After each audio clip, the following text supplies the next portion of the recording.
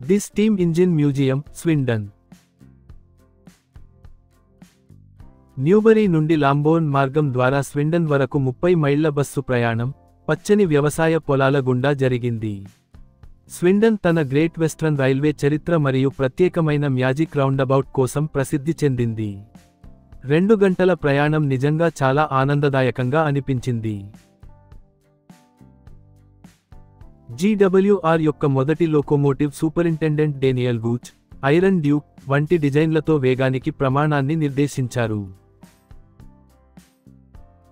Joseph Armstrong విశ్వసనీయతను మెరుగుపరిచాడు. William Deen చక్కదనాన్ని జోడించాడు. George Jackson చర్చివార్డ్ తన star మరియు సెయింట్ తరగతులతో డిజైన్లో విప్లవాత్మక మార్పులు చేశాడు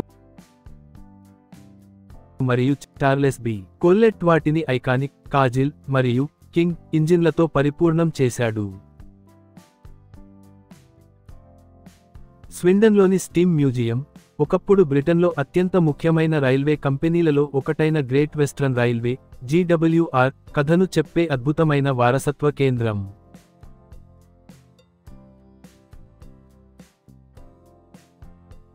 వేలాది ఇంజిన్లు నిర్మించబడిన మరియు నిర్వహించబడిన అందంగా పునరుద్ధరించబడిన రైల్వే వర్క్షాప్లలో ఈ మ్యూజియం ఉంది.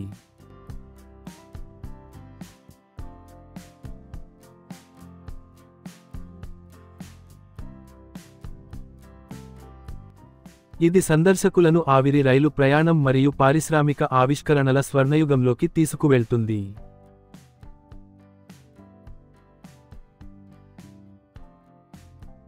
సందర్శకులు ట్రూరో నగరం మరియు కింగ్ జార్జ్ వి వంటి చారిత్రాత్మక లోకోమోటివ్లను ఆరాధించవచ్చు.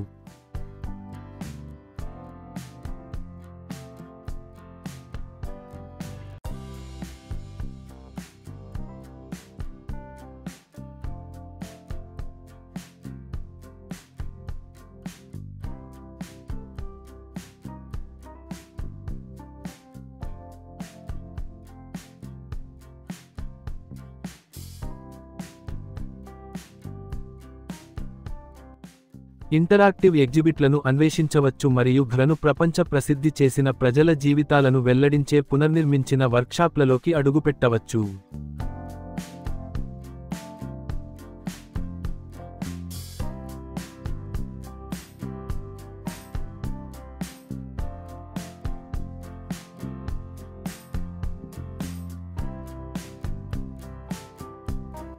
చరిత్ర, ఇంజనీరింగ్ మరియు కథనాలను కలిపిన ఈ మ్యూజియం అందరికీ ఏదో ఒక ప్రత్యేక అనుభవాన్ని అందిస్తుంది.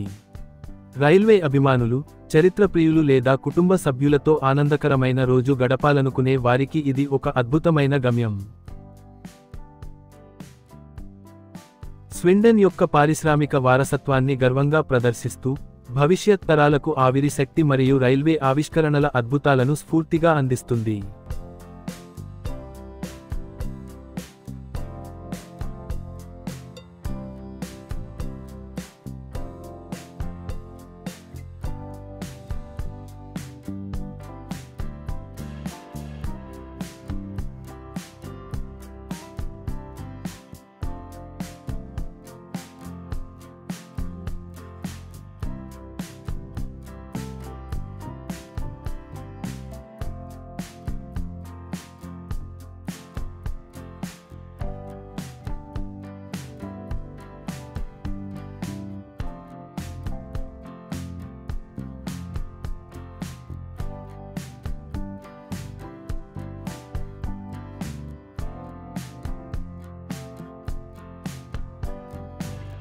ఒక సీనియర్ సిటిజన్గా, నా సీనియర్ నేషనల్ బస్ పాస్తో ఈ ఉచిత ప్రయాణాన్ని నేను ఆస్వాదించాను.